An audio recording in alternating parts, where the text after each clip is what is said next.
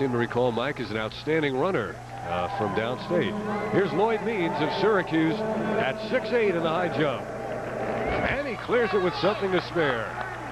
Excellent speed on the approach and a good plant and a real nice clearance on the bar. So Lloyd Means looming as one of the men to beat in the high jump, and we'll continue with more of the Big East Indoor Track and Field Championships right after this.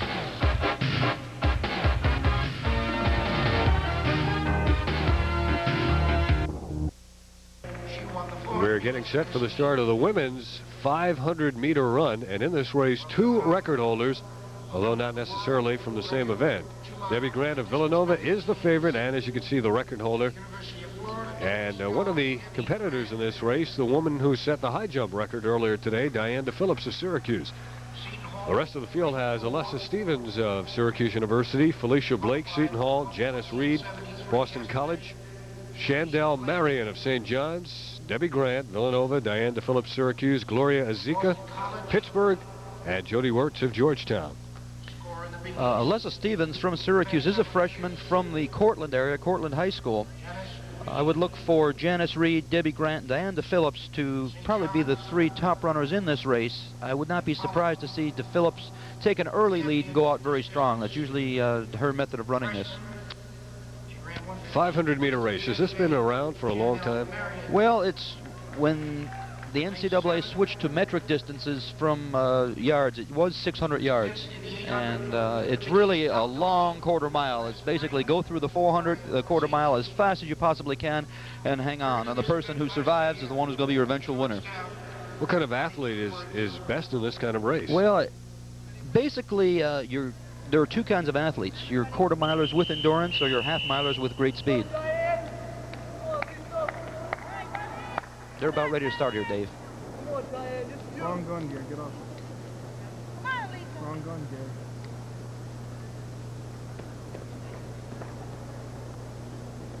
This is 2.5 laps around the track. And they come out of the waterfall start.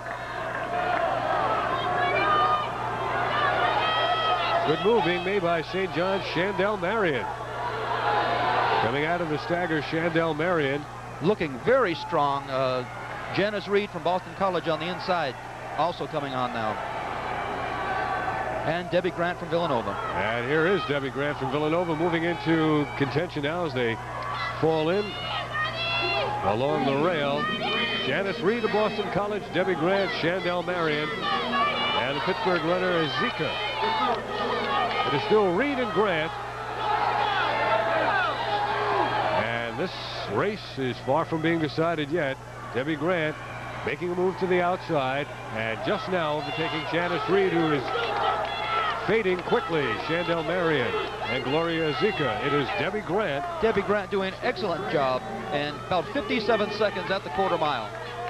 There comes Debbie Grant down the stretch. Debbie Grant, Shandell Marion overtaking Janice Reed for second. Diane Phillips is making a bid to come in third, and Diane Phillips may have enough to come in third, and I believe she has. Yep, I think it was Debbie Grant winning it very easily, followed by the St. John's runner Shandell Marion, and I believe that Diane Phillips snuck in there for third place.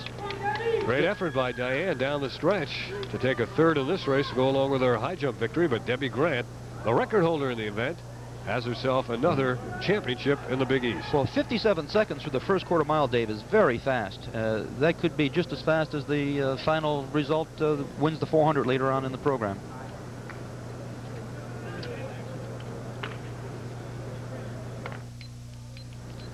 And it's the son of the Villanova coach, Charles Chip Jenkins, who holds the record in this event. The men's 500-meter dash that includes a field today of Howard Jackson, Villanova, Floyd Redfield of Connecticut, Andrew Valman, Seton Hall, Lyndon George, Syracuse, Patrick Mann, Georgetown, Ashley Ward, Georgetown, Pitch, Jesse McKell, and Mark Rainey of Villanova. This is an excellent field, Dave, and I wouldn't be surprised if we got a very fast time, maybe the NCAA qualifying time out of this. I would look for Lyndon George, Andrew Valman, and Pat Mann as the primary people with chances. Look at the Pittsburgh runner, Jesse McKell. Again, it's 2.5 laps. They'll stay in the stagger. And a good move being made by the Syracuse runner, Lyndon George. Lyndon George running very well, and so is Seton Hall's Andrew Valman. Andrew Valman in the white uniform in the center of the track appears to have the lead. As they come out of the stagger, they'll fall in along lane number 1 very shortly as Bauman going to the lead. And here comes Lyndon George. Lyndon George right behind him. Excellent race. Bauman's running a little bit looser right now, but they're running really well. Well, we'll see if they're quarter milers with a little endurance, or what'd you say, half milers with a lot of speed? Half miles. And I think you see that exact situation there with Bauman and George. Bauman, Look at that loping gait by the runner there on the outside trying to take the lead, but he's falling off the pace now. 48.7 at the 400 meter. It is still Bauman, George, Patrick Mann of Georgetown. Looks like George has run out of gas, and here is the sprint down the finish. And who got it at the finish? Georgetown or Seton Hall? That was Georgetown, and I believe that was Patrick Mann. 1:02.6, a little bit slower than I thought it might be. Looked as though the Connecticut runner, Floyd Redfield, also snuck in there for 3rd place on the inside.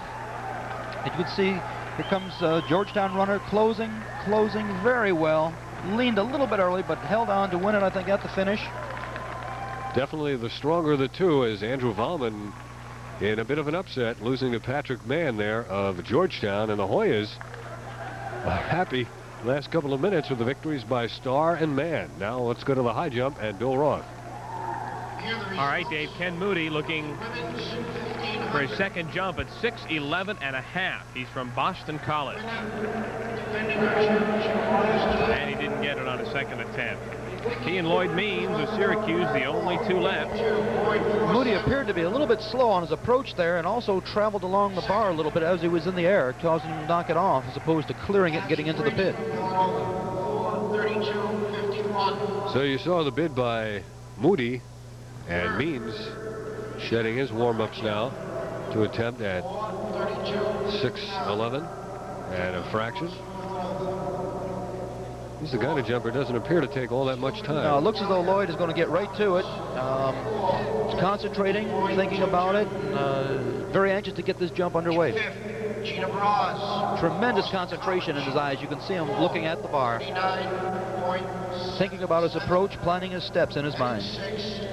They have it listed as 7 feet. I believe it's 6:11.5. Right, that's what it is officially. Good jump by Lloyd.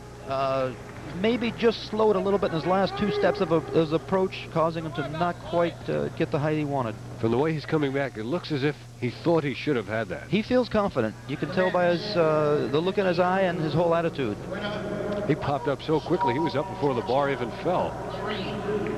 Lloyd Means. He just barely brushed it. He did not hit it real hard. Let's go back now to the other high jumper, Bill. Ken Moody out of BC. This is his 3rd jump at 6:11.5. They're getting a break that there's no race going on, so they can concentrate. He's nearly in the track, taking a step backwards into the first lane of the track. They actually have removed a section of that inner railing to allow him to get a longer approach. It's something in the past years we had not allowed high jumpers to do.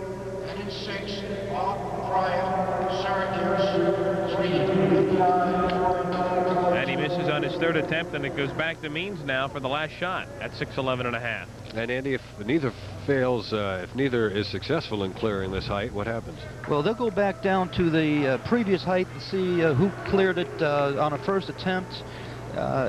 Which was Moody. So right. Moody would be declared the winner, and Lloyd would be second. Right. There is, if they're equal all the way down, including number of total misses, they then do have a tie-breaking system where they will begin to lower the bar at 1-inch intervals. And do that till one athlete misses and the other one makes it. If they both make it, then they begin to raise it again in 1-inch intervals. All right, here's Lloyd Means. As we said before, he doesn't take much time. He's marked his spot. Doesn't appear to have the concentration he had in the previous attempt.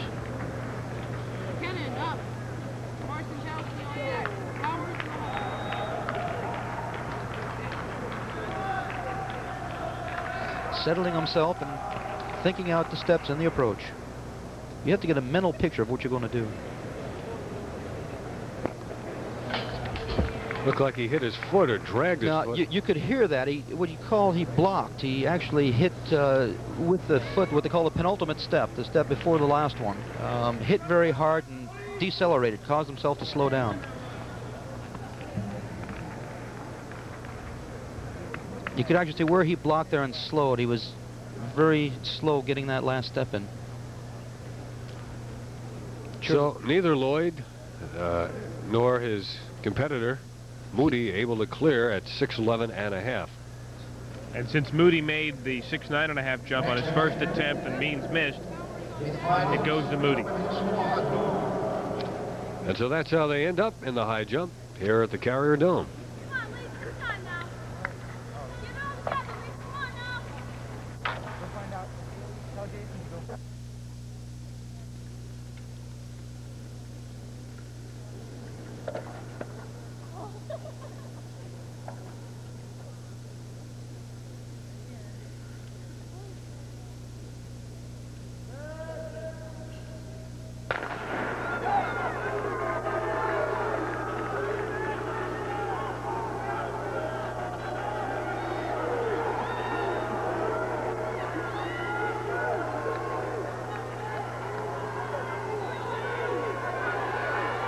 In the middle of the track, and now they'll fall in along lane number 2. Holliday from Villanova made a great move to keep the Georgetown runner on the outside.